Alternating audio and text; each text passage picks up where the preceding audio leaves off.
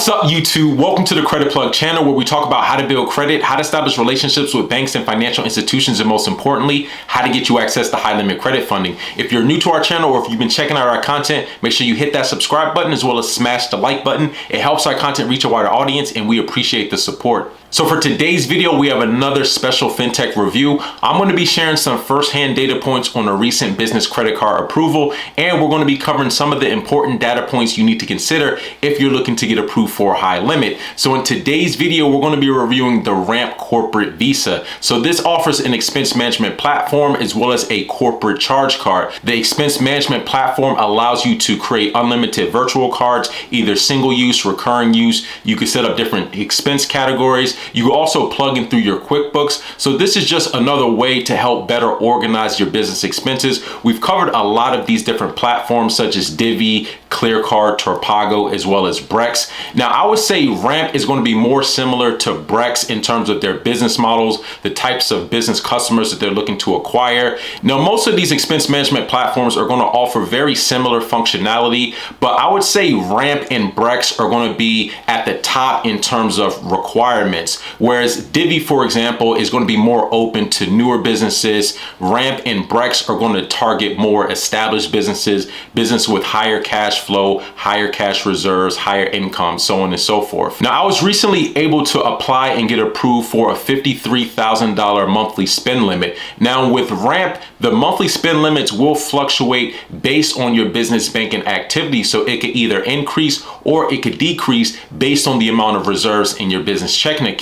Now, in order to get approved, the most important thing you want to make sure that you have is a business checking account. So Cash App, PayPal, Stripe, Square, those are not going to cut it. Now, I understand a lot of business owners use those type of accounts because they're very convenient in terms of sending out invoices or transacting with their customers online. But at the end of the day, those are not considered bank accounts. And there are some fintechs that can integrate with like your Stripe or your PayPal account, but ultimately you want to have a business bank account attached or linked to those accounts. So when the money's coming in through PayPal, Stripe, Square, Cash App, you can at least withdraw that to a business checking account that's tied to your EIN. Now, if you don't know where to begin, you can check out the North One business checking account. It's available in all 50 states. There's no minimum balance, and you can get set up in as little as 5 minutes. So the Ramp Corporate Visa, there's absolutely no hard personal credit check. They're not even checking your business credit. This is exclusively looking at your cash flow. So the amount of money coming in and out of your business checking account. Now, as you've seen with a lot of the fintechs, they're going to put a bigger emphasis on cash flow versus credit when underwriting you for a credit limit. Now, one of the main reasons why is because your banking activity, your cash flow, they can get real-time access into that. Whereas with credit is backwards looking. Sometimes there's a lag when it comes to your credit because it has to update with the credit reporting agencies. So in a lot of cases, having access to banking data is going to give more granular details about your current financial situation. Now, another reason why I believe cash flow is becoming more emphasized in lending decisions versus credit is because lenders recognize that credit is not an accurate depiction of your ability to repay. Credit is backwards looking, and in a lot of cases, credit can be manipulated with trade lines and AUs. There's all different types of tactics, but one thing about banking activity, about cash flow, is that you can't really manipulate it. Either you have the money going in or you don't. So this is going to provide a lot more clarity for the lender in terms of your ability to repay. If they're able to see consistent cash flow over a certain period of time, that'll help them underwrite and approve you for higher limits. Now, there's a couple different metrics you want to consider when it comes to cash flow. You have what's called your average daily balance. So now, to calculate your average daily balance for a particular month or period, what you would basically do is take your ending balance for every day of the month, you add them all up, and then you divide them by the number of days in the month, and that'll give you your average daily balance. So ideally, you want to keep a pretty high average daily balance just to show that you have steady cash reserves in your business checking account. Another data point to consider is the origin of the deposit. So it's not just as simple as, transferring money from one account to another. Since it's used in artificial intelligence, it can actually look for patterns in the deposit deposits over a certain period of time. So if it sees particular deposits from different businesses or point of sale systems or from Stripe, Square, whatever the case may be, the algorithm can actually detect those patterns and see, how often you're getting paid from these different customers, what the amounts are. So the origin of the deposits does matter. It's not as simple as just depositing a large amount of money in your checking account and then trying to apply for these different accounts, because remember, it's looking at the activity over a certain period of time, and in certain instances it can go far back as 6 to 12 months of banking activity. You also want to keep in mind of Nsf fees, so non-sufficient funds. So this is basically when your checking account goes into negative, and you never ever want that to happen, especially when you're applying for fintech types of accounts, because Nsf is basically like a derogatory on your checking and banking activity. So you want to prevent that as best you can. So you don't want to have any Nsf fees, non-sufficient funds, that are shown up on your banking history. Anyways, let's go jump over to the site. All right, so here I'm logged into my Ramp account now. It's just like a lot of the other expense management platforms. You have your transactions, you could create virtual cards, you can integrate the different accounting software. So if you have QuickBooks, Xero, NetSuite, it has a lot of different providers that you can connect your accounting service to.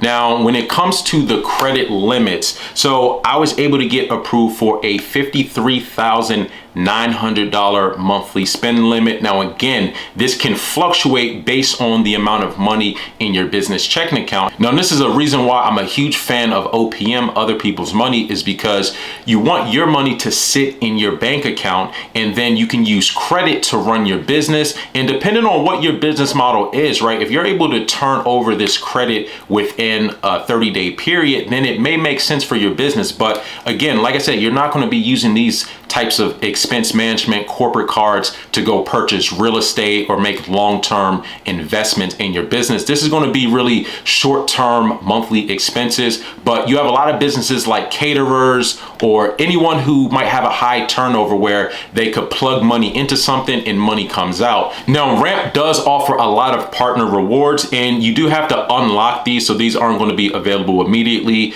So some of them include like a $2,000 cash bonus when you open up a First Republic Bank checking account. You have AWS web service, Snapchat ads. So it does come with a lot of good perks in terms of some of their partner rewards. So you could definitely check these out as well. All right, so let's recap the Ramp Visa corporate card. So again, there's absolutely no hard personal credit checks. So they're not going to be checking your personal credit. They don't even check business credit. So Dun & Bradstreet, Experian Business, Equifax Business, none of those data points are going to matter. It's looking exclusively at your business's cash flow. So in order to apply, you will need a business checking account. Cash App, PayPal, Square, Stripe, those are not going to cut it. You actually need to show activity flowing through your business checking account. Now, if you don't know where to get a good business checking account, you can get the North One Business Checking. There's no minimum deposit. It's available in all 50 states, and you can get set up in as little as 5 minutes. Now, after you have the business checking account, if you are using some of these other platforms like Stripe and Square, what you want to do is have a business checking account linked to that. So when the money is flowing through, you could just transfer it over to your business checking account.